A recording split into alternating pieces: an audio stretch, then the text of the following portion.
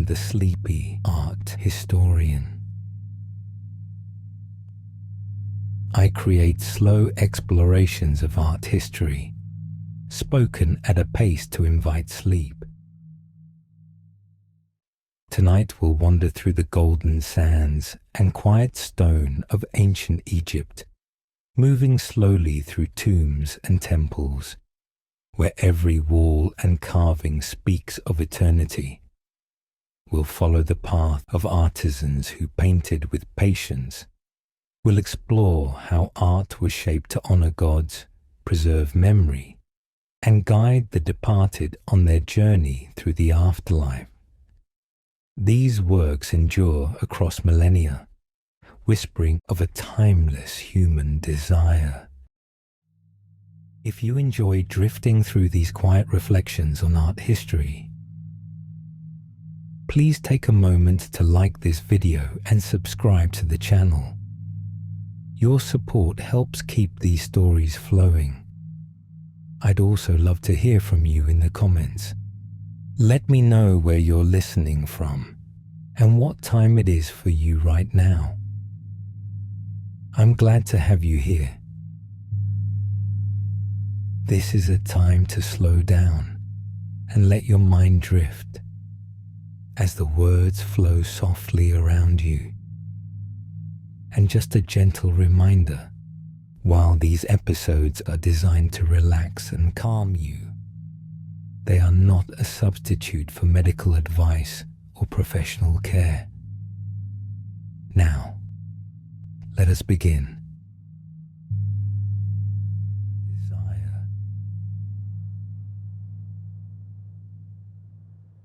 Weaving life through the desert, the Nile moves like a slow breath across the body of the land.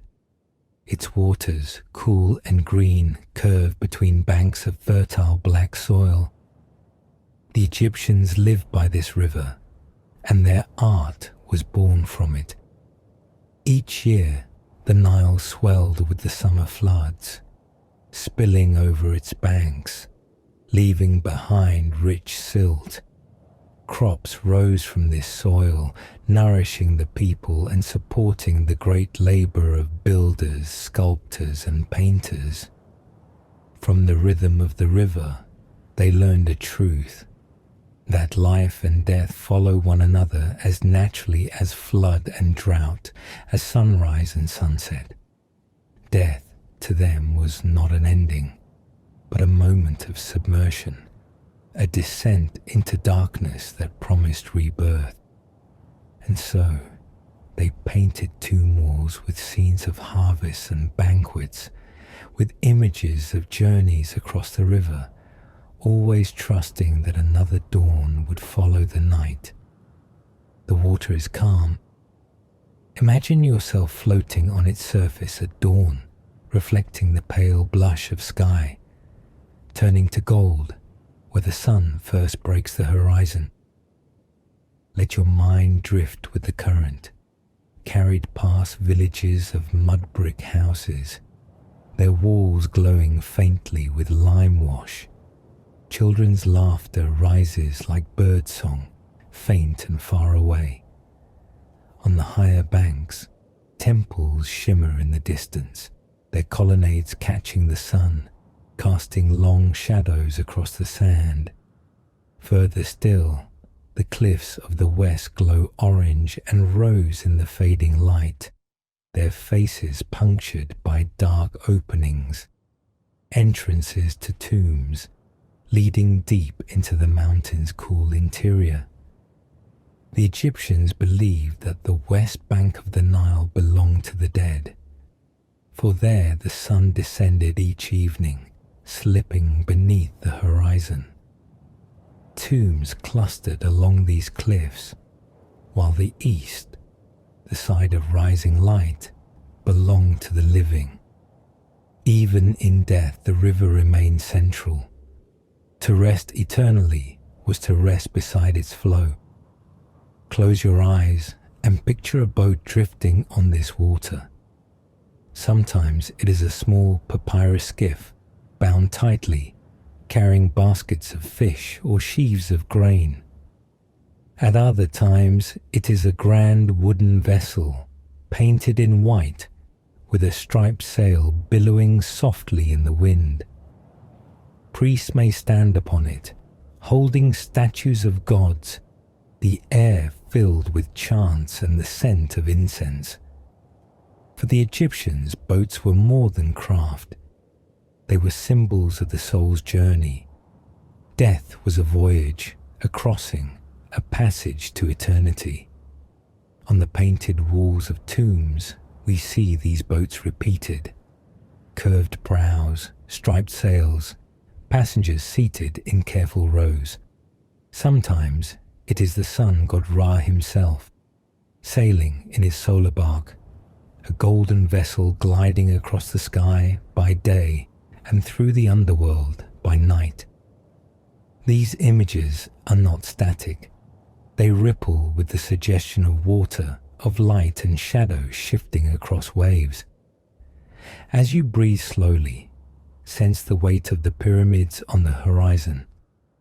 Rising like mountains crafted by human hands, they stand near the river, aligned with stars, yet grounded in the soil that the Nile feeds. They too echo the rhythm of the river, permanence born from change, eternity drawn from time. Let your mind rest here upon the water. Feel the gentle rocking beneath you, the cool air brushing your face, the scent of wet earth after flood. The Nile whispers softly, reminding you of the cycle it carries, that all things flow, all things return, and in the silence between, there is rest. The desert and the stone. The desert was the great backdrop against which all life unfolded, the silent guardian of tombs and temples, the eternal horizon stretching beyond vision. As you rest, imagine the warmth of fine sand sifting between your fingers, each grain holding the memory of mountains eroded across unmeasured time. The desert does not hurry. It breathes in a rhythm slower than centuries, slower than dynasties. Out of this landscape rose stone. Limestone pale as bone, sandstone with honey-coloured warmth, granite dark and speckled with hidden lights. Each type of stone carried meaning.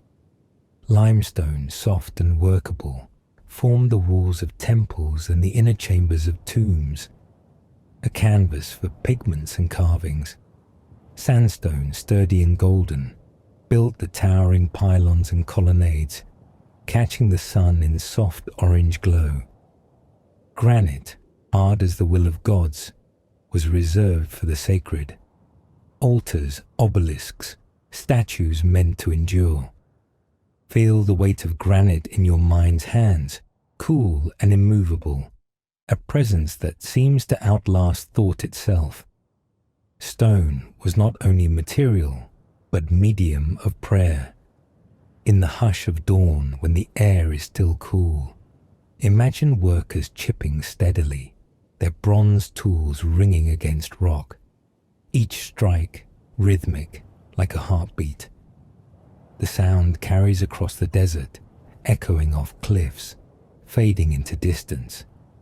Dust rises in soft clouds, pale against the blue sky. The scent of crushed stone mingles with the dry breath of wind. Slowly, patiently, blocks are cut free, sledged across sand, hauled to building sites. These efforts were not merely labor, they were offerings. To quarry stone was to participate in eternity, to bring forth matter that would hold divine images and sacred words. Imagine standing at the base of a cliff in Thebes. The surface is sheer, sunlit, streaked with subtle layers of color, beige, ochre, faint pink. Cut into this cliff are dark mouths, tomb entrances, squared and sharp. Inside, corridors stretch into cool shadow. walls smoothed with care, waiting to be painted with scenes of fields, feasts, and gods. The transition is striking. Outside the glare of desert light, inside the cool hush, where stone seems to drink sound, leaving silence dense and soft. This contrast between brightness and shadow was itself a sacred passage, echoing the journey from life into death, from sunlit existence into the mystery of the beyond. Temples too rose from this desert canvas, massive blocks stacked with impossible precision, columns carved to resemble lotus or papyrus, capitals flaring like blossoms against the sky. Picture walking among them at dawn, the air just beginning to warm, shadows stretching long and cool between pillars. The stone feels smooth beneath your fingertips, its surface warmed by centuries of sunlight. Above, birds circle in slow arcs, their calls echoing in the vast stillness. Every surface, every joint, every alignment was deliberate. A dialogue between stone and sky, permanence and light. The desert provided more than stone. It provided preservation. Bodies buried in shallow sand graves were dried by the arid air, their forms astonishingly intact. From this natural mummification, the Egyptians learned that the body could endure beyond death, that flesh and spirit might remain connected through careful ritual.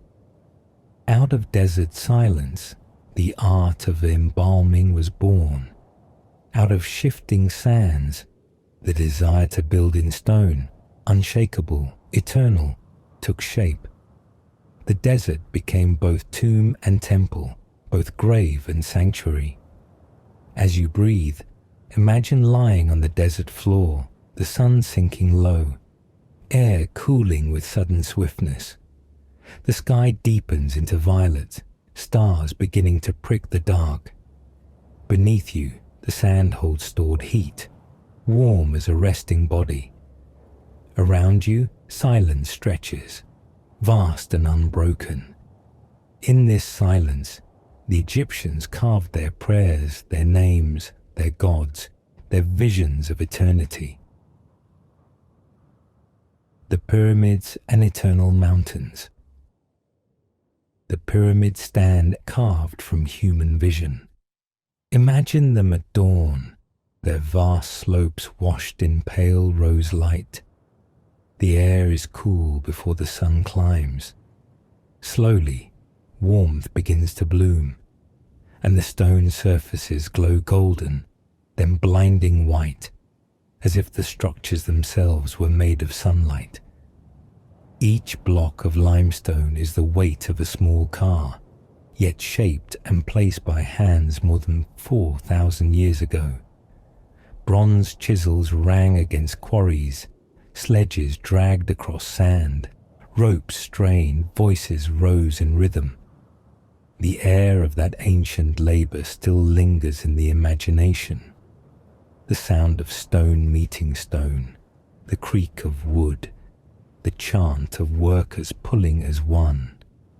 The pyramids are not only tombs, they are prayers written in stone.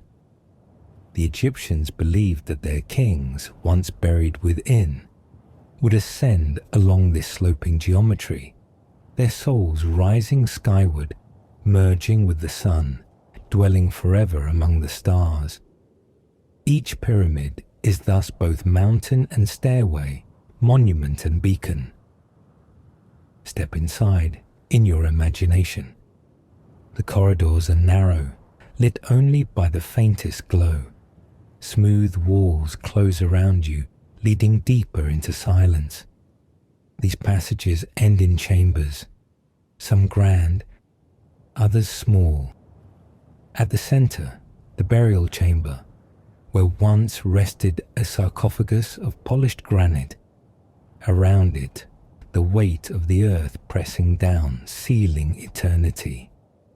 Above the burial chambers, architects placed relieving stones. Massive slabs of granite arranged to carry the pyramid's pressure outward. These invisible features remind us that these monuments are not only vast, but ingeniously precise. Their sides are aligned to the cardinal directions with astonishing accuracy, their placement tuned to stars and horizons. The pyramids are not simply mounds of stone. They are instruments of cosmic order, solid as earth, aligned as sky. Close your eyes and feel their presence.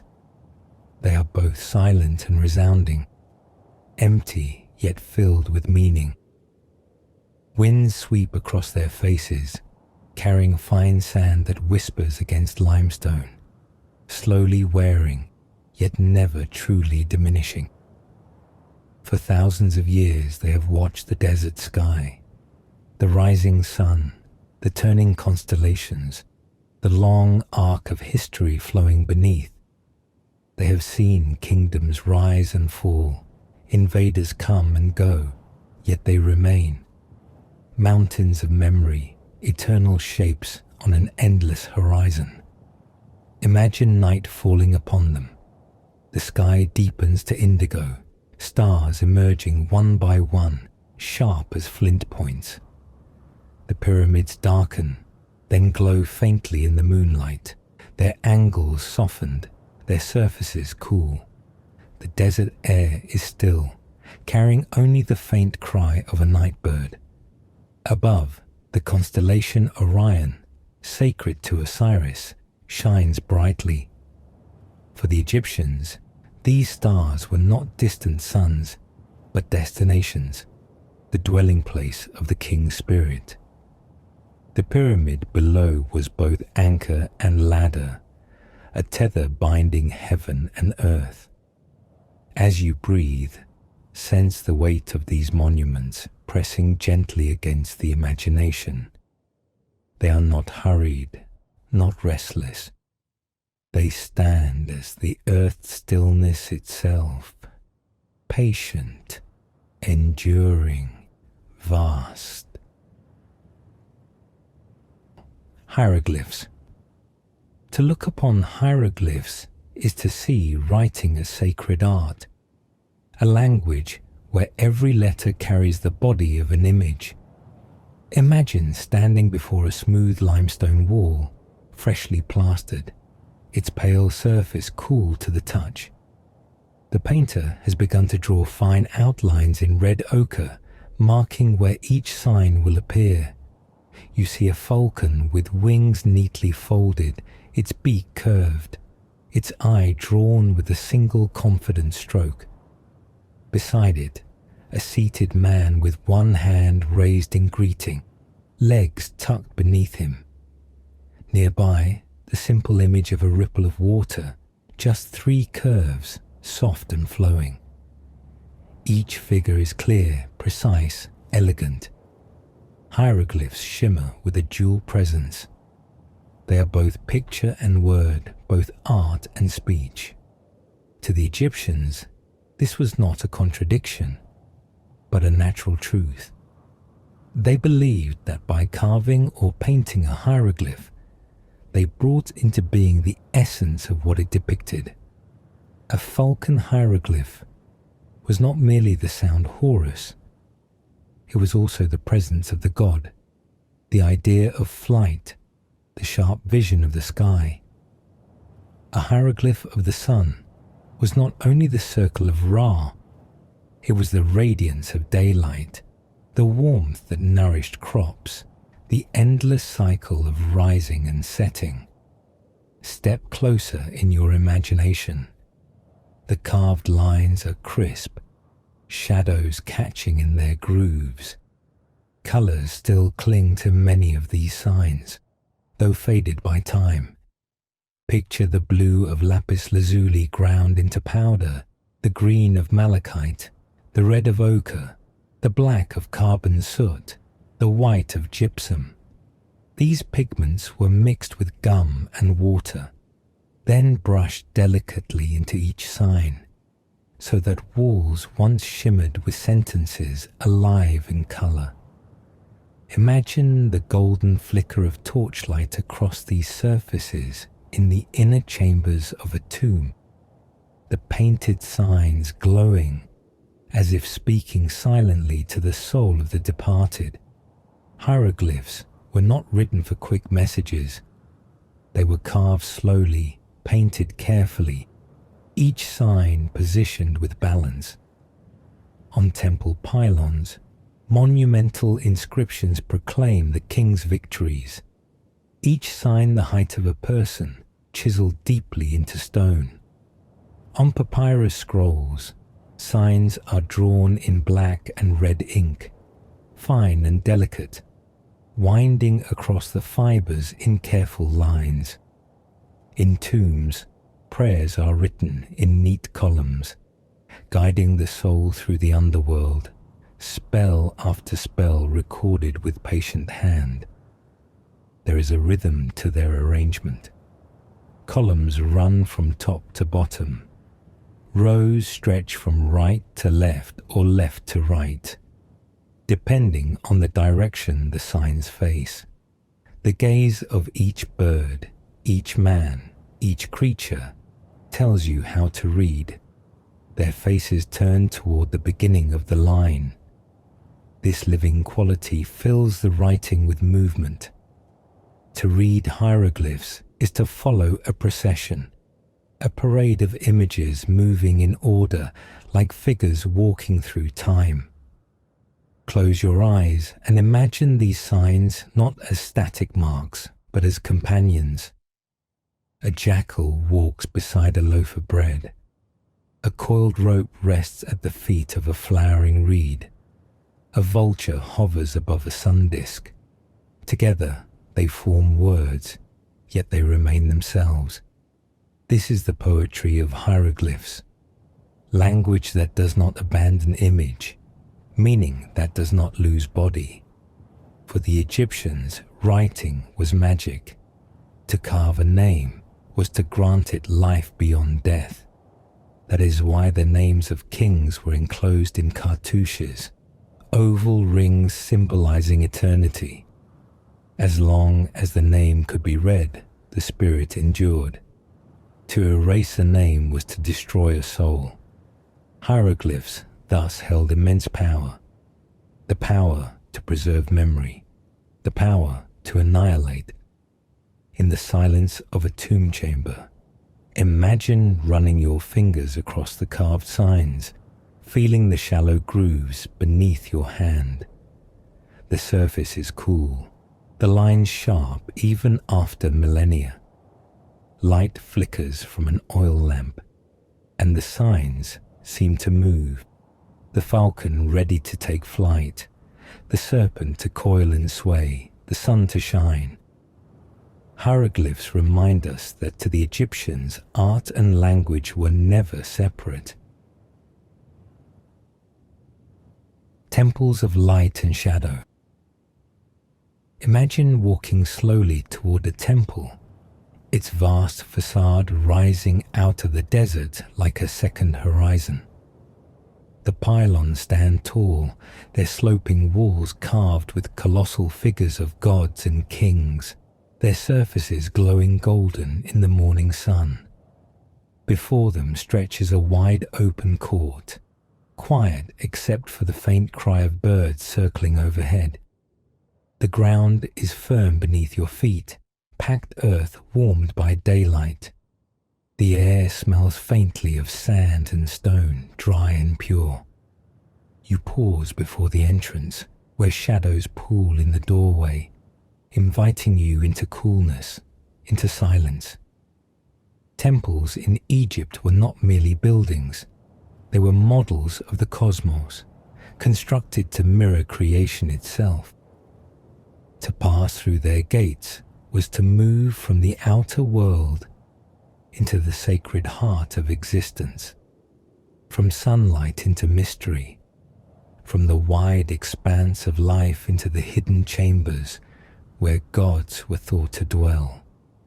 Each step was a ritual, each space unfolding with deliberate rhythm, guiding body and spirit deeper into communion with the divine. You step forward, crossing the threshold. The sunlight falls behind, and a new atmosphere envelops you. The air is cooler, heavy with stillness. Massive columns rise around you like trees in a stone forest, their surfaces carved with reliefs, their shafts painted once in vivid color. Blues, reds, greens, golds.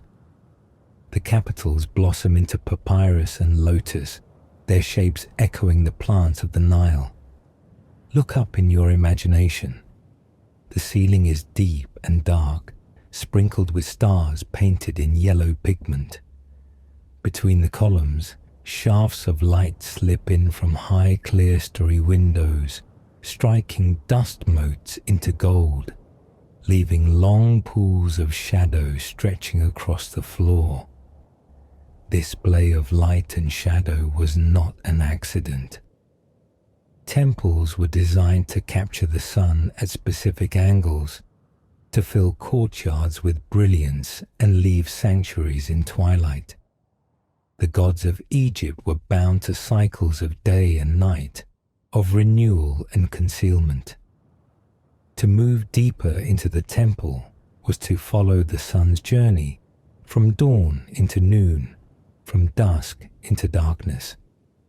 By the time you reached the innermost shrine, where the statue of the god rested in silence, you had moved symbolically into the womb of creation, into the heart of mystery. Pause and imagine this inner space. It is small compared to the vast courtyards and hypostyle halls, yet more powerful. The air is dense, filled once with the scent of burning resin and myrrh, with the faint sound of chanting priests. Oil lamps flicker, casting shadows that sway gently across the carved walls. In the center stands a shrine, often of granite or gilded wood, its doors closed. Within would rest a small statue of the deity, hidden from all but the high priest, veiled in secrecy. To be here is to feel both presence and absence, fullness and emptiness. The god is unseen, yet the space is alive with their essence. Now imagine walking back outward step by step. From the dim sanctuary into the pillared hall, light grows stronger. Reliefs on the walls emerge in clarity. Scenes of kings offering incense, of gods extending blessings, of sacred barks carried in procession. The figures are carved in low relief, their bodies shown in profile, their eyes wide and frontal, their forms filled with hieroglyphs and symbols. You pass through the hypostyle hall into a broad courtyard where the sun blazes down, bright and open. The contrast is striking. Shadow into light, coolness into warmth, silence into space. The temple was also alive with sound. Imagine the resonance of drums, the high notes of flutes, the steady clapping of hands as rituals unfolded. Processions entered with banners fluttering, priests carrying sacred images, worshippers laying down offerings of bread, beer, flowers, and incense. Voices rose in hymns, echoing off stone walls, blending with the cries of birds in the sky above. Yet at other times, the temple was hushed, empty, but for the quiet presence of stone and shadow. Even the exterior held meaning. Obelisks stood at the gates, tall spires of granite pointing skyward, their tips sheathed in gold to catch the sun's first rays.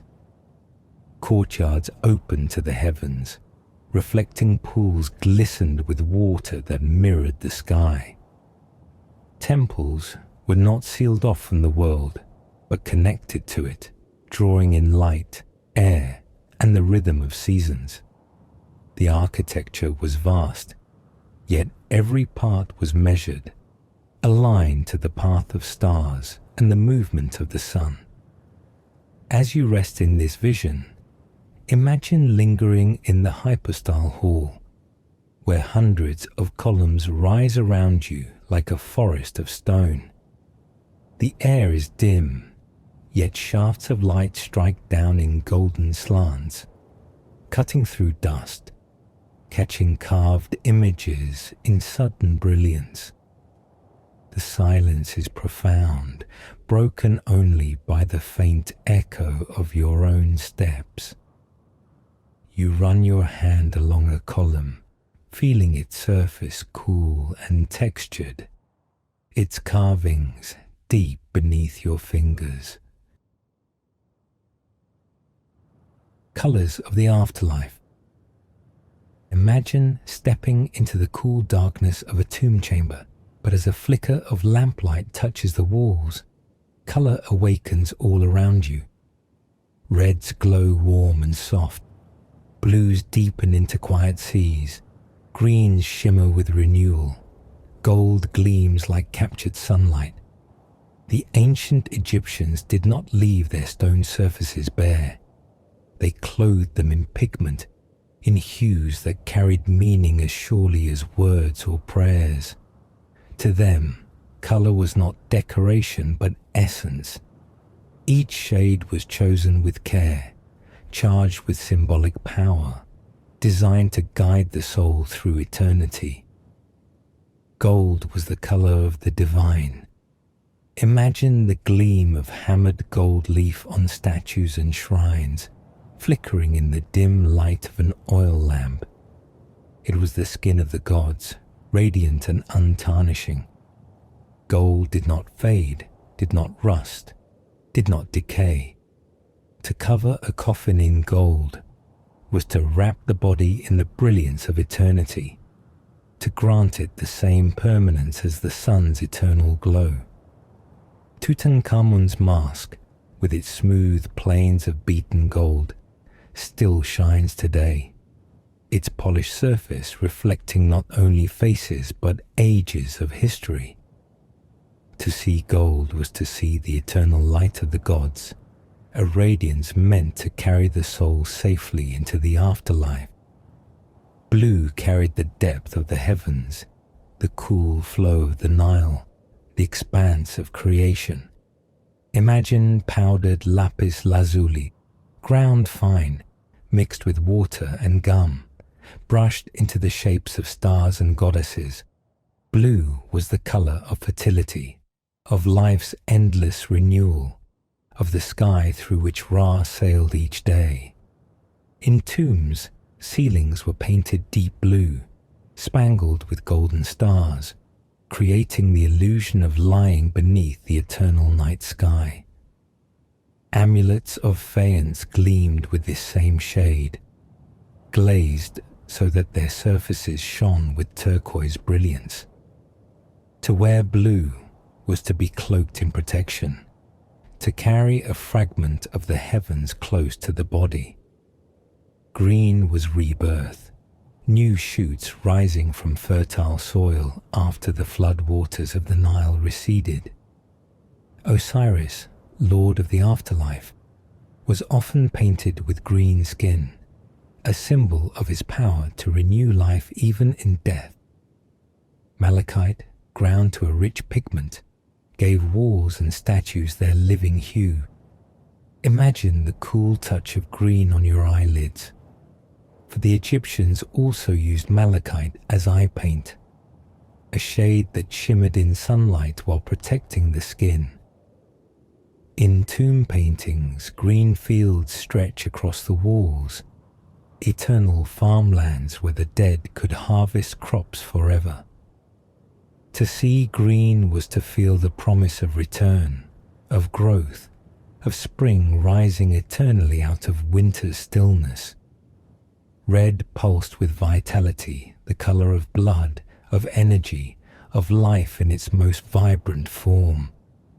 It came from red ochre, a pigment drawn from the desert itself. On tomb walls, figures of men are often painted with reddish-brown skin, warmed by the sun, alive with vigor. Red also carried danger, the burning heat of the sun, the fierce gaze of the lioness goddess Sekhmet. Yet even this danger held protective power. A flash of red in amulet or paint was both life and shield, a barrier against forces that threatened the soul's journey. Black was the fertile soil of the Nile, rich after the flood, dark with promise. It was also the color of the night, of the underworld, of hidden regeneration. Figures of Anubis, jackal-headed god of embalming, are painted deep black, guardians of the body's preservation. Black coal lined the eyes of the living, not only as adornment, but as protection from the sun's glare. To the Egyptians, black was not death's emptiness, but its potential, the soil in which life is sown, the night from which dawn inevitably returns. White shimmered with purity, sacredness, clarity. It was the color of ritual linen, of unmarked stone, of desert light at its most brilliant. Chalk and gypsum provided its pigment, painted onto walls as a base, or left pure on statues and shrines. White embodied the sacred, the untouched, the eternal beginning. To clothe the dead in white linen was to prepare them for eternity, wrapped in the clarity of renewal. As you breathe, imagine the walls of a tomb glowing with this palette. Figures of gods and humans move in procession, their garments white, their skins red or gold, their jewels blue and green, their eyes lined in black. Behind them, hieroglyphs painted with careful hands gleam in vivid contrast, each sign alive with its own hue. The room feels alive, filled not with stillness, but with quiet motion, as if the colors themselves are guiding the soul through the chamber, leading it gently from one world into the next. Colors in Egypt were more than visual delight. Each carried power, each held meaning, each offered protection and renewal. They remain vivid even now, thousands of years later. The gods in art. In their art, the Egyptians gave faces and forms to the powers that shaped their lives. The rising of the sun, the flow of the river, the fertility of the soil, the certainty of death, and the promise of rebirth. Imagine standing before a painted wall, torchlight flickering softly. At the center stands Horus, falcon-headed, his body strong, his eyes sharp and wide. The curve of his beak glimmers with gold paint, the feathers of his head smooth in black. His body is wrapped in the white linen, his hands holding the crook and flail, emblems of rulership. He looks out not only at the world of the living, but also across the horizon of eternity, a guardian and a king among gods. Beside him, Anubis waits, jackal-headed, his long ears pointed upward, his eyes outlined in black pigment. His sleek form is painted in deep shadow, the color of night and of preservation. His hand rests gently on the mummy of a departed soul, guiding it through the corridors of the underworld. The Egyptians trusted him as embalmer, protector, and companion. His image painted again and again on tomb walls, carved into amulets, placed beside the dead. To see Anubis was to know that death's passage would not be faced alone. Further along, Sekhmet rises, lioness-headed, her eyes glowing with fierce power, her mane painted in ochre and red. She is the goddess of wrath and protection, her breath the burning desert wind. Yet she is also healer, for the same fire that destroys may also purify. Her statues in black granite radiate quiet strength, the smooth surfaces cool to the touch, yet holding within them the force of a lion's gaze. In her presence, one feels both fear and reassurance, the knowledge that danger itself can serve as shield.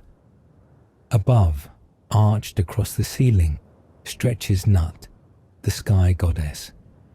Her body, painted blue and filled with golden stars, curves from horizon to horizon. Her fingers touch one side of the earth, her toes the other, while the sun is shown travelling across her belly by day and through her body by night. She is both shelter and cycle, canopy and passage. In tomb paintings, she often bends protectively over the deceased, enfolding them in her star-strewn form, a reminder that death is a return to her endless sky. Osiris appears with green skin, wrapped in white linen, crowned with tall feathers rising from a red crown. He sits upon his throne in painted judgment scenes, a figure of stillness and renewal. Around him gather the gods who weigh the heart, who record the verdict, who guard the gates of the afterlife. He embodies resurrection, the eternal return of life from death, the fertile earth from barren soil. His image glows with calm certainty, a reminder that even in the darkness of the tomb, there is a promise of return. Isis, his wife, is painted with delicate hands outstretched, wings of a kite unfurling around her. She kneels at the head of the coffin, at the feet, her wings touching the air with protective embrace. Her crown is the throne, symbol of queenship, and upon her brow gleams the cobra, guardian of divine power. Her presence in art is tender, a figure of devotion and magic, her prayers whispered into paint and stone. Other gods appear too, each carrying their own form and essence.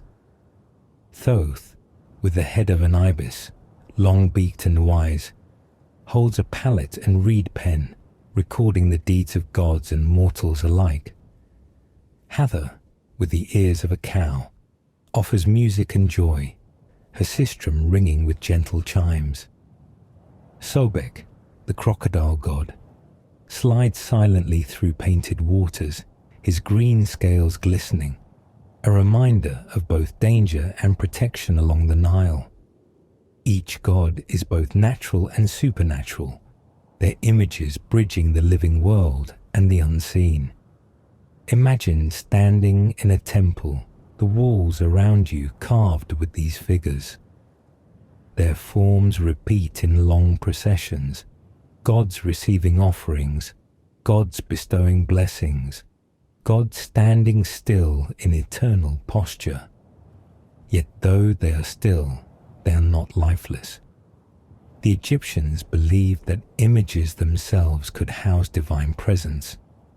A statue of a god, once consecrated, was not stone alone, but vessel for the god spirit. Priests washed, dressed, and fed these statues daily, tending them as living beings. The tomb paintings of daily life. When you step into the inner chambers of a tomb, you might expect only solemn images of death, of gods and judgment, of the soul's long journey. Yet along these walls, another kind of vision unfolds. Scenes of fields and gardens, of boats and feasts, of music and laughter. The Egyptians filled their tombs not only with prayers for eternity, but with pictures of daily life, painted with quiet devotion, as if to say that joy itself deserved to be preserved forever. Imagine the glow of a torch flickering over painted plaster. The walls are alive with figures in warm hues, men with reddish-brown skin, women painted with pale tones, their garments white, their jewelry glinting in colours of green and blue. You see them bending to harvest grain, their sickles flashing like crescents in the golden fields. Oxen pull ploughs through fertile soil, their bodies strong and patient, while farmers guide them with outstretched hands. The air seems to ripple with heat, yet here on the tomb wall it remains forever fertile, forever abundant. In another scene, boats float on a painted river. Their prows curve upward like the necks of birds, their sails striped in ochre and white. Fishermen cast nets into the painted water, their arms raised in frozen gesture. Birds wheel above in delicate lines, wings spread wide, captured in motion though still. The river gleams in bands of blue and green, echoing the Nile itself, carrying these figures onward into eternity. To look upon it is to feel the cool breath of water, to hear the faint splash of oars, the rustle of sails. Turn, and you see musicians and dancers. A harpist plucks strings, his fingers curved in quiet grace. Flute players lift their instruments to painted lips. Women clap their hands in rhythm, their long dresses flowing, while dancers move with bare feet, caught mid-step, their arms raised in elegant arcs. Even without sound, you can sense the music, the soft pulse of drum, the trembling note of flute, the harmony of voices rising in song. These figures, painted thousands of years ago, carry within them the joy of celebration, preserved in colour and line. Elsewhere, scenes of banquets stretch across the walls. Guests sit in long rows, cups lifted, garlands of lotus flowers resting on their hair. Servants move gracefully, pouring wine, offering plates of bread, fruit, roasted meat. Children play at their feet, dogs curl beside chairs, cats leap for scraps beneath tables. The air is filled with imagined scent, the sweetness of figs, the spice of wine, the freshness of flowers. Painted here, these feasts never end, offerings never diminish, laughter never fades. Gardens appear too, drawn in precise geometry. Pools filled with fish shimmer in painted blue, surrounded by rows of sycamore, palm, and pomegranate. Birds perch in branches, their feathers carefully detailed in red and black. Lotus blossoms float on the surface of the water, their petals white and blue, their stems curling delicately. In these painted gardens, the deceased might stroll forever, shaded by trees, soothed by birdsong, cooled by water. To step into such a scene is to step into peace, a vision of eternity as gentle abundance. The artistry of these paintings is both delicate and vivid. Outlines drawn in red were corrected in black, then filled with bright pigments ground from minerals and earth. The surfaces shimmered once with fresh colour, yellows glowing like sunlight, blues like sky, greens like spring leaves. Even now, after millennia, the colours cling stubbornly, fragments of joy persisting against time. Each figure, though stylized, holds grace, shoulders squared, faces calm, eyes wide, hands poised with quiet dignity. These were not random decorations. To paint daily life on tomb walls was to ensure its continuation beyond death. The Egyptians believed that images could make reality endure. To show servants bringing food was to guarantee food for eternity. To show musicians playing was to ensure music would accompany the soul forever. These paintings are both memory and magic, both art and ritual, both the beauty of the present and the promise of the eternal. As you breathe, let yourself wander among these scenes. Hear the faint hum of music, taste the sweetness of fruit, feel the warmth of sunlit fields, the coolness of painted water. The tomb is not dark here, not silent, not mournful. It is full of life, of abundance, of joy captured in stillness. The Egyptians dreamed of eternity not as emptiness, but as the gentle continuation of everything they loved.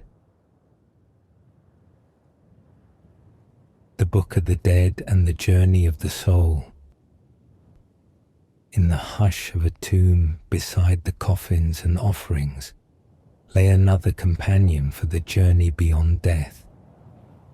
Long papyrus scrolls unrolled with care, their surfaces covered in lines of black and red ink, their margins painted with small, vivid scenes. This was what later ages called the Book of the Dead, though to the Egyptians it was known as the Book of Coming Forth by Day. It was not a single book, but a collection of spells and prayers, written to guide the soul through the dangers of the underworld and to ensure its safe passage into eternity. Imagine the soft crackle of papyrus under your hands, its fibers woven from reeds cut along the Nile, pressed and dried into sheets. The surface is pale and textured, carrying the faint scent of earth and water. Upon it, scribes wrote in flowing hieroglyphs, dipping reed pens into black ink made of soot, into red ink made of ochre. The words curve gracefully, a living script that both describes and invokes. Between the columns of text appear painted vignettes, small figures of gods, animals, demons, and the deceased themselves, shown walking, kneeling, offering, pleading. The journey of the soul, as the Egyptians imagined it, was filled with trials. Gates guarded by fearsome beings, waters to cross, caverns of fire, serpents with open jaws, lakes of boiling water, all were dangers that awaited. The Book of the Dead gave the soul words of power, spells to speak, prayers to recite, names to know.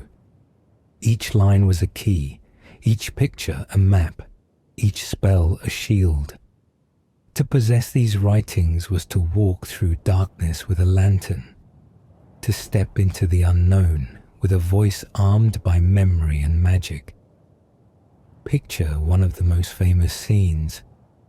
The deceased stands before Osiris, the green-skinned god of resurrection, seated on his throne beneath a canopy of feathers. Anubis, jackal-headed, leads the soul forward, while Thoth, with ibis head, holds a palette and pen, recording the judgment. In front of them, the scales stand ready, a feather on one side, the heart of the deceased on the other. If the heart is light, if the life was lived in balance with truth, the soul passes on to the fields of eternity. If heavy with wrongdoing, it is devoured by Amit, the monstrous goddess who waits nearby with crocodile jaws, lion body, and hippopotamus haunches. The painted vignette captures this moment with serene stillness, yet its meaning is filled with suspense. Beyond judgment, The Book of the Dead shows the rewards of the blessed. Painted fields stretch in neat rows, eternal harvests waiting to be gathered. Pools of water gleam beneath shading trees. The deceased is shown steering boats, ploughing land, feasting with family, worshipping beneath the starry sky. The scroll unfolds like a dream, carrying the soul from trial to triumph, from fear to peace. The artistry of these scrolls is delicate, precise, luminous. Figures are drawn in fine lines, their profiles graceful, their eyes wide, their hands extended in offering. Colours glow softly: white linen, red-brown skin, green crops, blue waters, yellow gold. Borders frame the scenes with symmetry, guiding the reader's gaze steadily along the path. Each image is both illustration and invocation, both beauty and protection. To gaze upon them is to walk alongside the soul itself, step by step, through shadow and into light. Close your eyes and imagine unrolling such a scroll in lamplight. The papyrus crackles gently, dust rising as the fibers separate after centuries.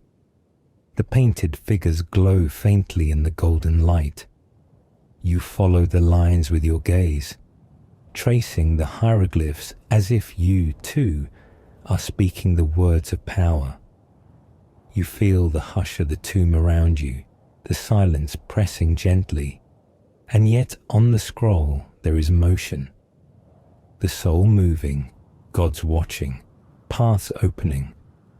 The Book of the Dead was not reserved only for kings. Over time, merchants, artisans, and their families commissioned scrolls too, each customized with the name of the deceased, each filled with spells suited to their needs.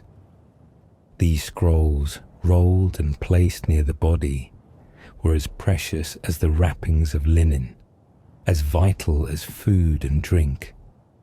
Without them, the soul might lose its way. With them, it walked confidently through darkness, guided by words that glowed like stars. As you rest, let this journey drift into your imagination. See the soul stepping softly, speaking words of power, doors opening before them, rivers parting, fires dimming, dangers dissolving. See them standing at last before Osiris, heart weighed against feather, truth shining clearly. And then, imagine the scales tipping gently, the heart as light as air, the path beyond opening into endless fields of green, endless waters reflecting the sky. The weighing of the heart. Deep within the painted papyri of the Book of the Dead, and across the walls of tombs, one scene appears again and again, a vision so powerful it has become the very emblem of Egyptian belief in the afterlife. It is the weighing of the heart, a ritual of judgment, of balance, of truth itself.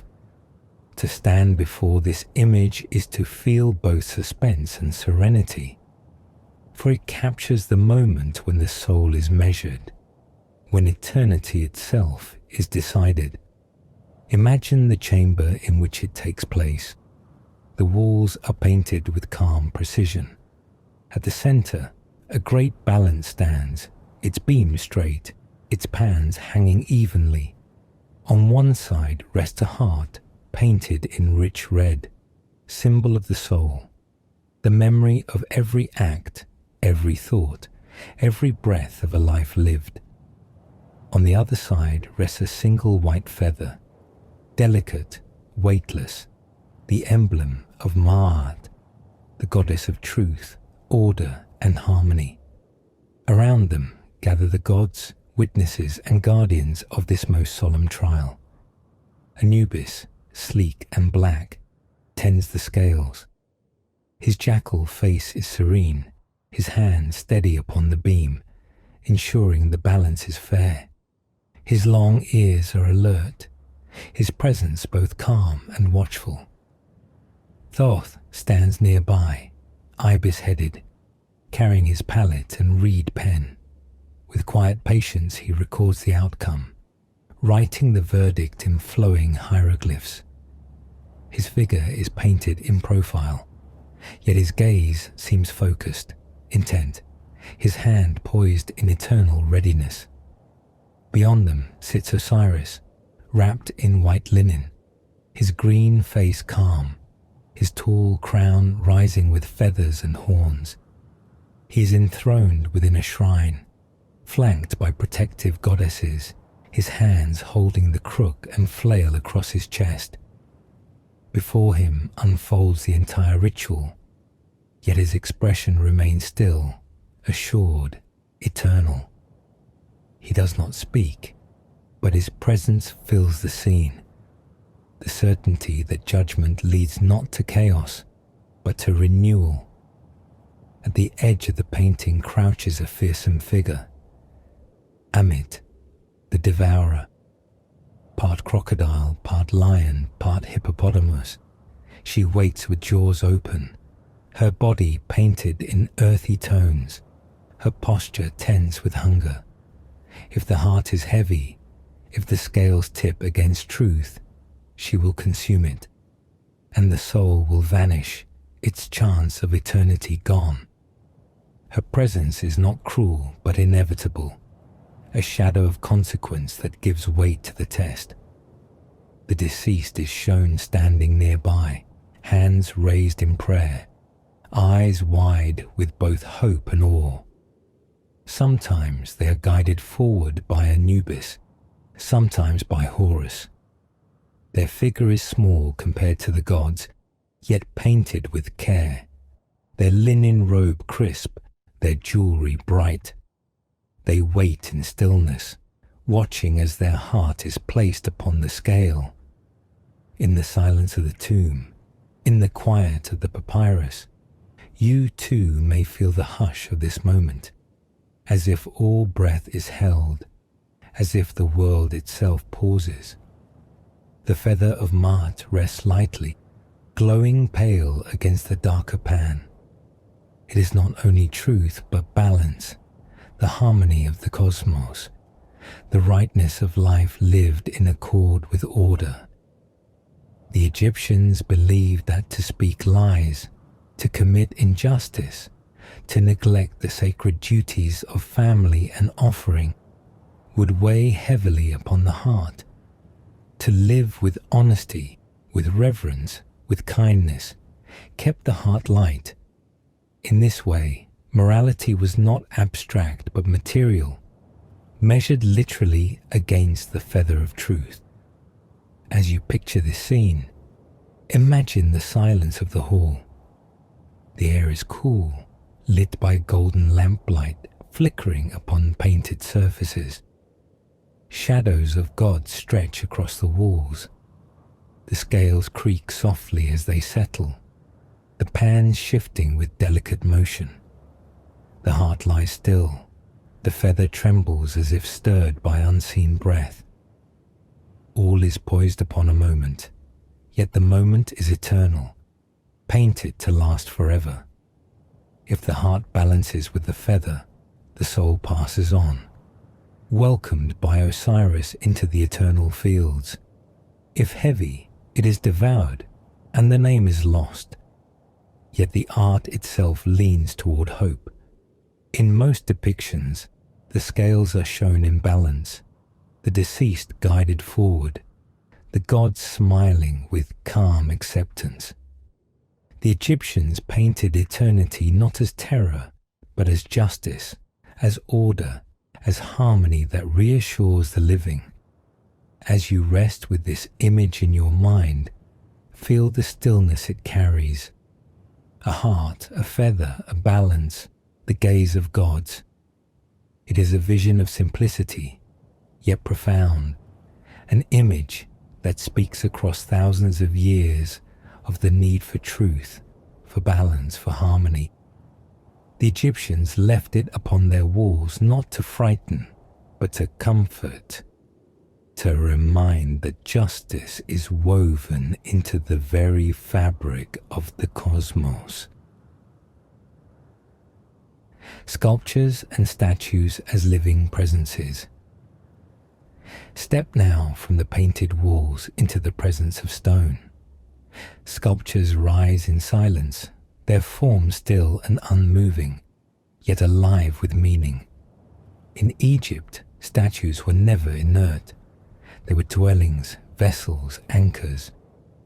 To carve a likeness in stone was to make a place where spirit could rest, where gods could inhabit form, where the essence of the deceased could remain visible and present.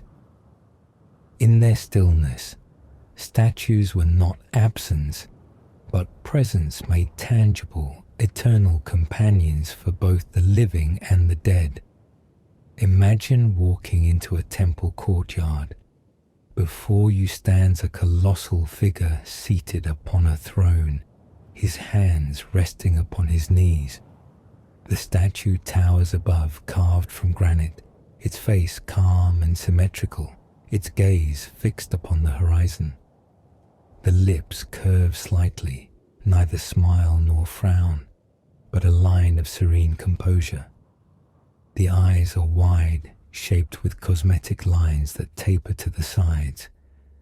Upon the head rests the royal headdress, striped in blue and gold paint once vivid, its cobra poised at the brow. This is a king in stone seated for all time, his Ka, his life force, invited to dwell within, so that he may continue to receive offerings long after his body rests in the tomb. Move closer and you feel the coolness of the stone beneath your hand. The granite is smooth, its polish catching light, yet beneath lies the density of unyielding matter. Each line of the carving is crisp, deliberate, balanced. Nothing is accidental. The sculptor's tools struck with rhythm, chisel upon stone, hours turning into days, days into years, until the figure emerged with clarity. The result is not a portrait in our sense, but an essence, a perfected form. It shows not only the face of a king, but the eternal nature of kingship itself. In smaller tombs, statues were placed within niches or hidden in sealed chambers. These Ka statues, carved from limestone or wood, stood ready to house the spirit of the deceased. If the body decayed, the statue remained, a double, a substitute, a safeguard. Offerings placed before it, bread, beer, flowers, incense, nourished not the stone but the soul dwelling within. Imagine the flicker of a lamp illuminating such a figure, its painted eyes gleaming with inlaid quartz, its gaze following as you move. To the ancient Egyptians, this was no illusion. The statue was alive with presence, watching, waiting, receiving. Even gods themselves took form in statues. Within the innermost shrine of a temple, a small image of the deity was kept, often gilded wood or stone, hidden from common view. Each morning, priests entered to awaken the statue, washing it with water, anointing it with oils, dressing it in fresh linen, adorning it with jewelry. Food and drink were placed before it, incense burned, hymns sung. These were not symbolic acts, but acts of care for a living presence. The god, through the image, inhabited the temple, received devotion, and in return gave blessings. Some statues stride forward with one foot extended, the motion frozen yet eternal, suggesting both movement and timelessness. Others stand rigid, arms at their sides, their form symmetrical, embodying stability. Many are painted, skin in tones of red-brown or pale yellow, garments white, hair or headdress black or blue. Jewelry gleams with inlay of lapis, carnelian, and turquoise. Eyes are wide, often inlaid with crystal, framed by copper rims, catching light so that they seem to shine. In the dim glow of a tomb or temple, these eyes flash suddenly with life, a gaze that pierces across millennia. Even colossal statues carved into cliffs, like those at Abu Simbel, embody this same paradox of stillness and vitality. Seated giants gaze across the desert, their forms eroded by sand yet still radiating power.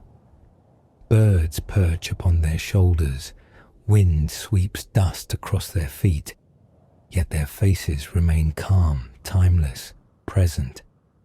To sit beneath them is to feel both small and held, to rest in the presence of something larger than life, yet deeply human in form. As you breathe, picture yourself moving among these statues. The silence is thick, broken only by the faint sound of your own steps. You reach out and touch cool stone. Feel the grooves of carved lines, the polished smoothness of a cheek, the sharp angle of a jaw. Around you, figures watch in eternal quiet. They do not move, but they are not absent. They remain presences carved in stone, anchors of memory and spirit. For the Egyptians, art was never only representation. To carve, to paint, to shape, was to give body to the unseen. Gold, lapis, and treasure of the tomb. Imagine descending into a sealed chamber, the walls pressing close. A lamp is lit, and suddenly gold gleams from every surface, catching light and scattering it across the room. Chests, shrines, jewelry, statues, all covered in luminous metal. Lapis lazuli glows a deep celestial blue. Turquoise flashes with green fire, carnelian burns red like embers. The tomb is no longer shadowed but radiant, alive with treasures meant not for the living eye, but for the journey of the soul. For the Egyptians, gold was more than wealth. It was the very flesh of the gods, incorruptible, untarnishing, eternal. The desert itself provided this radiance, for gold washed down from mountains in veins of quartz, gathered from streams in shining flecks. To cover a coffin in gold, to hammer thin sheets over wood, to inlay jewelry with golden settings. All was to wrap the deceased in divine light, to cloak the mortal body in immortality. Imagine Tutankhamun's mask, smooth and flawless, its face serene, lips curved in quiet stillness. The gold surface gleams like sunlight, while inlaid eyes of obsidian and quartz gaze outward with calm eternity. Around the mask, the treasures multiply. Broad collars made of rows of beads, lapis and turquoise alternating in bands of cool color. Scarab amulets carved from green stone, symbols of rebirth, their backs inscribed with prayers. Rings with hieroglyphs carved in gold, bracelets hinged to clasp gently around the wrist. Anklets, earrings, diadems, each shaped not only to adornment but for protection. Every jewel was a spell, every ornament a safeguard, each designed to carry the soul safely through shadow.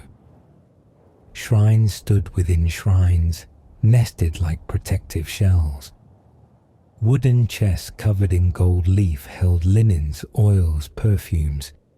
Canopic jars, their lids carved into the heads of protective deities, held the embalmed organs of the king. each wrapped carefully, sealed with prayers. Beds carved in the shape of lions or cows gleamed beneath their gilding, their eyes inlaid with glass, their forms both furniture and symbol. Thrones with arms shaped as cobras and wings stood ready, their seats covered in intricate patterns of faience tiles, their surfaces glowing in blue, red, and green. Every item had meaning. A dagger with a blade of iron, rare and precious, placed upon the body.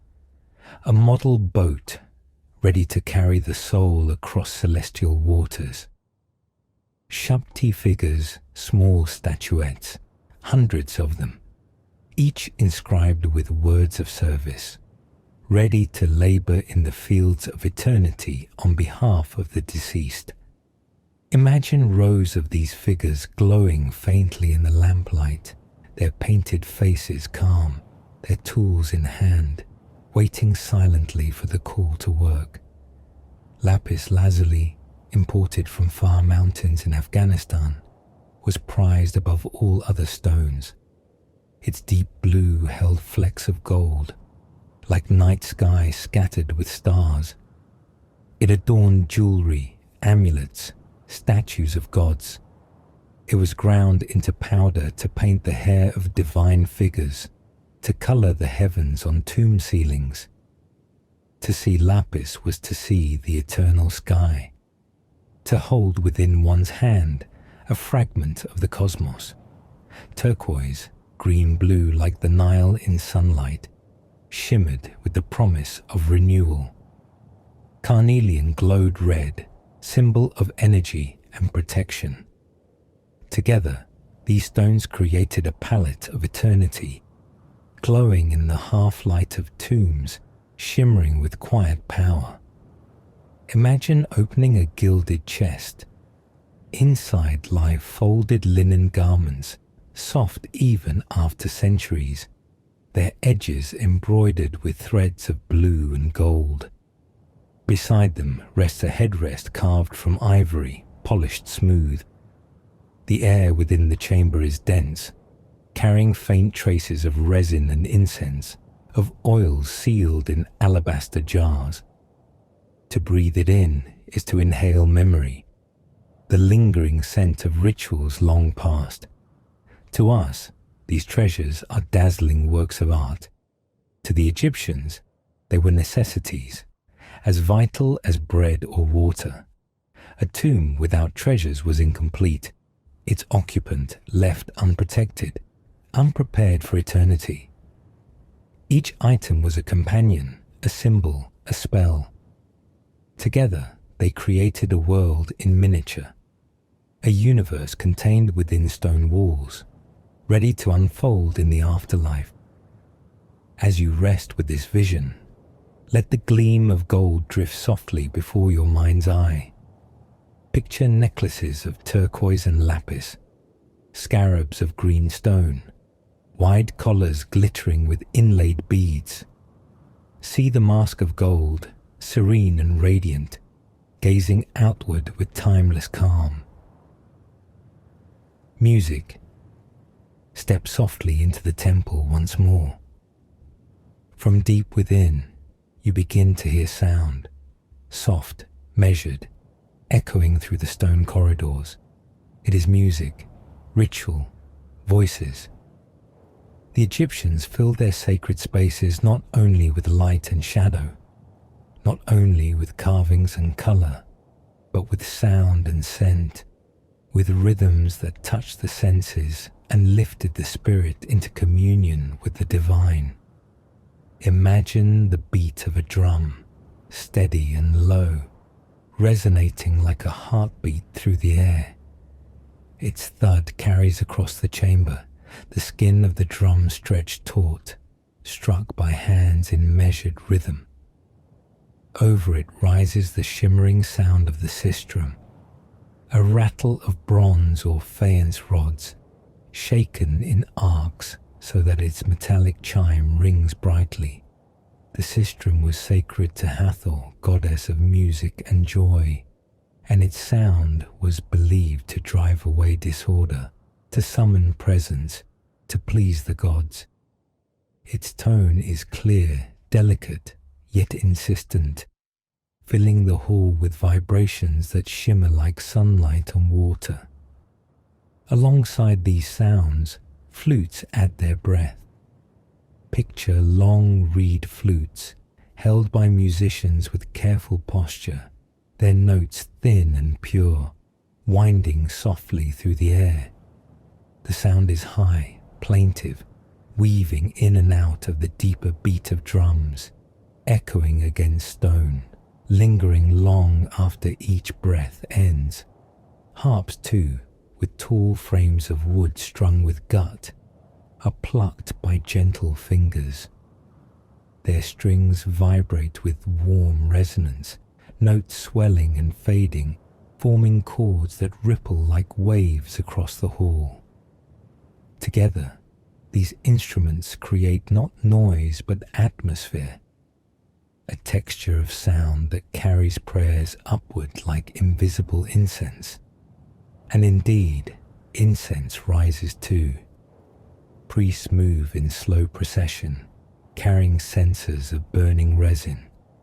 They swing them gently, and with each motion, clouds of fragrant smoke billow outward, curling upward into the dim light. The scent is sweet and resinous, a mixture of frankincense, myrrh, and pine, carried from distant lands along trade routes. The smoke drifts across carved reliefs, clings to painted walls, swirls around towering columns. It blurs the edges of stone, softens the light, fills the lungs with sacred breath. To inhale it is to feel the closeness of the gods, to be surrounded by their unseen presence. The rituals unfold slowly, deliberately. Priests in white linen robes chant hymns in low, resonant tones. Their voices blend, creating a hum that reverberates through the hall, rising and falling like the tide. The words are ancient, spoken in rhythms that mirror the cycles of the sun, the flooding of the Nile, the turning of stars. To hear them is to be carried by cadence, to feel time itself flowing in harmony. Between chants, there is silence, but even silence here is full, weighted with expectation, ready to bloom again into sound. The gods are addressed not only in words but in movement.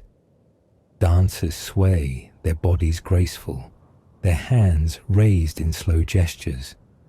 They circle shrines, they bend and rise, their motions echoing the cycles of creation. Each gesture is a prayer, each step a petition. The body itself becomes offering, moving in harmony with sound and scent. To watch them is to feel the presence of eternity embodied in human form. To see devotion expressed not in abstraction, but in rhythm, in motion, in breath. Imagine yourself seated against a column, watching and listening. The drum's beat pulses steadily, the sistrum's chime cuts clear, the flute weaves its thin song. Smoke curls upward, fragrant and soft, filling your senses. Shadows flicker across the walls as lamplight catches the movement of priests and dancers. Reliefs of gods on the stone surfaces seem to come alive in the shifting glow, their carved hands extending, their eyes gleaming faintly as if acknowledging the offerings. In these moments, the temple is not only a building, but a living body, filled with heartbeat and breath. The music is its pulse, the incense its breath, the chants its voice. The Egyptians knew that sound and scent could open doors invisible to the eye, that they could draw the soul closer to the divine. These rituals were not performances for people, but for gods. And yet, in their presence, The people too were transformed, lifted into communion, carried into silence. As you rest, let the atmosphere of this sacred music drift around you. Hear the soft hum of voices, the slow beat of drums, the shimmering chime of the sistrum, the plaintive breath of flutes. Smell the resin, sweet and smoky, rising into the air. Feel the coolness of stone beneath you, the vibrations of sound in your chest. This is not only ritual, but art. Stars, suns, and sky goddesses, raise your gaze upward into the painted ceilings of tombs and temples. Here the Egyptians placed the heavens themselves, captured not in endless void, but in ordered beauty. Imagine lying back in the cool chamber of a tomb, the stone around you still and silent, while above your head stretches a sky alive with stars, suns, and the body of the sky goddess Nut arched protectively across the ceiling. It is as though the universe has been brought down into reach, painted with brush and pigment, inviting the soul to drift upward and join the stars. The ceilings were often painted deep blue, a shade made from ground lapis lazuli or copper pigments, rich and luminous even in dim light. Upon this surface, stars were scattered in neat patterns, painted as small golden points. Some ceilings show 5-pointed stars, others simple dots of yellow, yet all glimmer like constellations fixed in eternal night. The Egyptians did not imagine death as darkness without end, but as a return to the cosmic order, to the vast cycle of day and night, to the endless journey of the sun and stars. Nut, the goddess of the sky, often appears stretched across these ceilings, her body long and curved, her skin painted in deep blue filled with golden stars. Her fingertips touch one horizon, her toes the other, her form enclosing the earth below. Each day the sun was shown travelling across her belly, and each night it passed into her mouth, moving through her body to be reborn at dawn.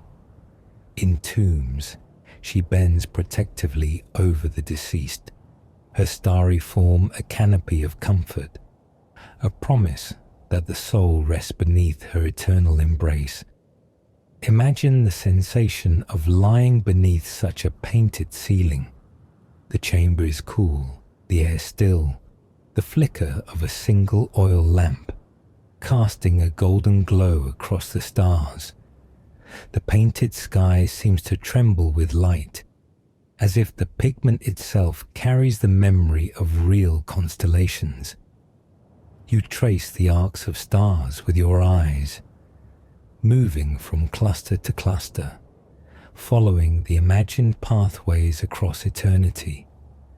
Above you, Nut stretches endlessly, her arms curved like the horizon, her form filled with constellations that shimmer faintly in the glow. The sun itself appears in many forms upon these ceilings, red discs glowing with rays, sometimes ending in hands that extend blessings, scarab beetles pushing the sun along its path, symbolic of transformation and rebirth, falcons carrying the disc upon their heads, guardians of its eternal voyage. These images remind the soul that death is not a descent into stillness, but a passage into the cosmic cycle, where the sun dies and is born again each day, where stars vanish at dawn only to return with night. Constellations were also painted, guiding the soul through the heavens. The Egyptians saw in the sky not only stars, but figures. The falcon of Horus, the bull, the hippopotamus, the crocodile. These celestial beings mirrored their gods and animals on earth, bridging the human and the cosmic. To look upon them was to see that the order of the heavens reflected the order of life, that all was connected, woven together in balance. The artistry of these ceilings is both simple and profound. The brush strokes are delicate, the stars small, precise, repeated across wide surfaces. Yet the effect is immense, enveloping, overwhelming in its quiet majesty. Within the narrow stone chambers of a tomb, a universe unfolds overhead, infinite yet contained, vast yet intimate. The soul, lying below, is not lost but sheltered, carried into the heavens by painted stars. Imagine now the slow passage of time. Millennia pass, yet the pigments cling to stone. The stars painted on the ceilings remain, golden dots glowing faintly even as the world above shifts and changes. The goddess Nut still stretches her arms in eternal embrace, still bends protectively over the silent chamber. The sun still moves across her painted form, still sinks into her mouth to be born again. Time outside may race, kingdoms rise and fall, but within the tomb the heavens are fixed, unchanging, eternal. As you rest, let the painted stars drift across your imagination. See them scatter in golden points against blue. Feel the arc of Nut's body bending protectively. Picture the scarab pushing the sun across the sky. These ceilings remind us that life and death are part of a cycle, that above us always lies renewal, that the heavens themselves are guardians of the soul. To lie beneath them is to lie beneath eternity. The closing of the tomb. Imagine yourself standing at the entrance of a tomb on the day of its sealing. The sun blazes above, pouring heat across the desert cliffs. Yet inside the tomb lies cool shadow, air still and dense. The corridors are painted, the chambers furnished, the sarcophagus in place, treasures arranged, food offerings set. Priests move slowly, their white linen robes glowing in lamplight, their hands careful as they pour libations, burn incense, recite prayers. The air is heavy with fragrance, the smoke rising in soft coils that blur the painted gods on the walls. The time has come for the final act, the closing of the tomb, the sealing of eternity. In the burial chamber, the sarcophagus rests at the center. Its stone surface is polished, carved with protective spells, its lid heavy, waiting. Within lies the coffin, wrapped in layers of linen, face covered in gold. Amulets are tucked between the wrappings, each carrying words of power. Shabti figures stand nearby, ready to serve in the afterlife. Canopic jars wait, their lids shaped as guardian heads, watching in silence. Around the chamber, treasures gleam. Necklaces, rings, chests, weapons, vessels, each one placed with care, each one carrying meaning. The chamber glows softly with reflected lamplight, a universe enclosed in stone. The priests begin the ritual of closing. They chant hymns to Osiris, to Anubis, to Isis and Nephthys. Their voices echo through the corridors, resonant and slow, filling the spaces with sound that seems to cling to the walls themselves. Incense smoke thickens, its sweetness mixing with the scent of oils poured upon the coffin. The final offerings are laid, bread, beer, fruit, flowers, symbolic nourishment for the journey ahead. Then the chants fade, replaced by silence, heavy and expectant. Workers step forward. The sarcophagus lid, carved from solid stone, is lifted with ropes and levers, lowered carefully until it rests with a deep, echoing thud. The sound vibrates through the chamber, final, irreversible. The coffin is sealed within, hidden from view, enclosed in stone as if in the embrace of earth itself. Around it, the treasures shine one last time in lamplight, soon to be swallowed by darkness. The priests withdraw slowly, their footsteps fading along the corridor. At the entrance to the tomb, masons begin their work. Blocks of stone are slid into place, mortar pressed between them. Each thud of stone against stone reverberates through the passage, muffled yet final.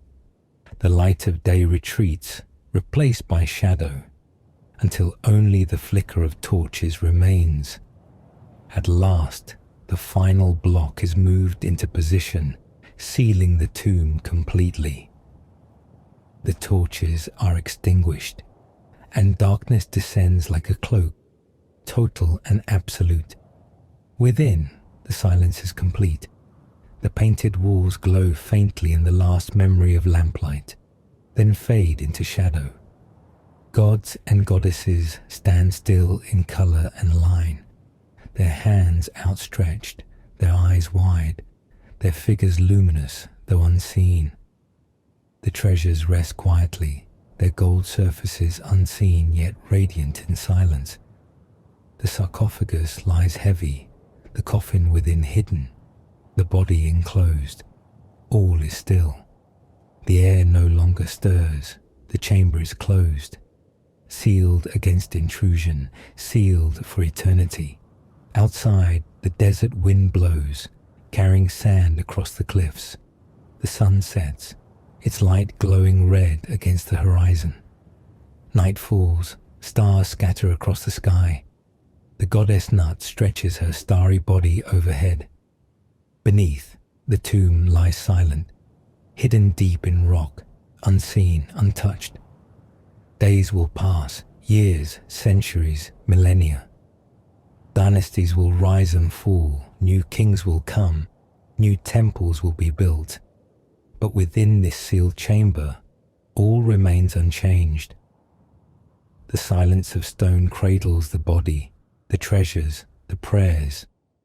And yet, within that silence, the Egyptians believed there was life. The soul journeyed on, guided by the words painted on walls, protected by amulets, nourished by offerings. The gods depicted around the chamber were not idle art, but living presences, guardians watching over the soul's passage. The tomb was not emptiness, but fullness. A world enclosed, a cosmos preserved, a promise of eternity sealed in stone. As you rest with this vision, feel the stillness of the sealed chamber. Imagine the cool weight of stone pressing all around, the quiet presence of painted gods, the shimmer of treasures hidden in darkness. Above, the desert lies empty. We have wandered slowly through the sands of ancient Egypt, drifting with the Nile's steady current, standing in the heat of the desert, moving in and out of cool shadowed chambers. We have felt the weight of stone shaped into pyramids, climbed the slopes of eternal mountains, and traced the carved lines of hieroglyphs shimmering with meaning. We have stepped into temples where light and shadow wove patterns of devotion, and colors filled walls with gold, blue, green, red, and black, each carrying a promise of eternity. We have met the gods in their many forms: falcon, jackal, lioness, sky, and star. They stood on painted walls, carved in stone, their presence both protective and eternal. We have lingered among scenes of daily life painted for the dead, harvests, feasts, music, gardens, so that joy itself could be preserved forever. We have unrolled the book of the dead, tracing spells to guide the soul through shadow, and paused before the solemn image of the scales, the heart weighed gently against a feather of truth. We have rested in the presence of statues, silent yet alive, stone vessels for memory and spirit. We have entered the golden glow of tomb treasures, where lapis and turquoise gleamed like captured sky and water, where gold shone like the flesh of gods. We have walked through sacred rituals, heard the hum of chants, the beat of drums, the chime of the sistrum, breathed the sweet smoke of incense curling upward in devotion. We have looked into the painted heavens of tomb ceilings, where Nut arched across the sky, stars glittering in endless night, and the sun began its journey of renewal. And finally, we have stood at the closing of the tomb, felt the weight of stones sliding into place, the silence settling, the chamber sealed in darkness, yet alive with presence, with gods, with treasures, with the promise of eternity. Now all grows quiet again. The river flows softly, the pyramids rise unmoving, the temples stand in shadow and light. Painted gods watch in stillness, treasures rest unseen, the stars turn slowly above the desert. The silence of stone endures, eternal, patient, waiting. And so we leave Egypt behind, its art a dream of eternity carved into walls, painted on ceilings, shaped in gold and stone, a dream of life continuing, of death transformed, of time held gently in balance. Rest now, and let these visions drift away. The Nile flows on. The stars shine quietly. The tomb rests in silence. Good night.